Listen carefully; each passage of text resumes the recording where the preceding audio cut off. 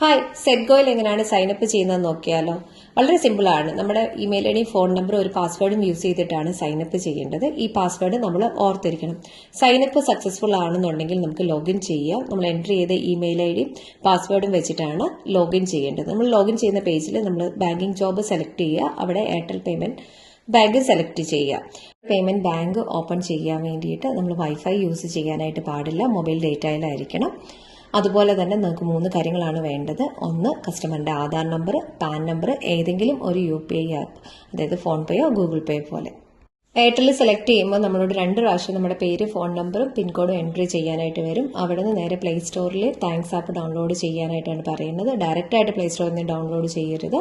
അതുപോലെ thanks app ഉണ്ടെങ്കിൽ അത് അൺഇൻസ്റ്റാൾ ചെയ്തിട്ട് വേണം ഇത് പ്രൊസീഡ് ചെയ്യാനായിട്ട്. ബേസിക് ആയിട്ടുള്ള നമ്മുടെ ഡീറ്റെയിൽസ് എൻട്രി ചെയ്തിട്ട് ബാങ്ക് അക്കൗണ്ട് ഓപ്പണിംഗ് സെലക്ട് ചെയ്യുക. ഒരിക്കലും വാലറ്റ് നമ്മൾ ഓപ്പൺ ചെയ്യരുത്. ഓപ്പൺ ബാങ്ക് അക്കൗണ്ട് മാത്രമേ സെലക്ട് ചെയ്യാനായിട്ട് പാടുള്ളൂ. അവിടെ നമ്മുടെ പാൻ നമ്പറും ആധാർ നമ്പറും എൻട്രി ചെയ്യുമ്പോൾ ഡിജി ലോക്കറിലോട്ട് പോകും. നിങ്ങൾക്ക് ഡിജി ലോക്കർ ഇല്ല എന്നുണ്ടെങ്കിൽ വിഷമിക്കേണ്ട കാര്യമില്ല. നമുക്കത് ആധാർ യൂസ് ചെയ്തിട്ട് ഡിജി ലോക്കർ സെറ്റ് ചെയ്യാനായിട്ട്, അതുപോലെ നമ്മുടെ ഫോട്ടോ എടുക്കും.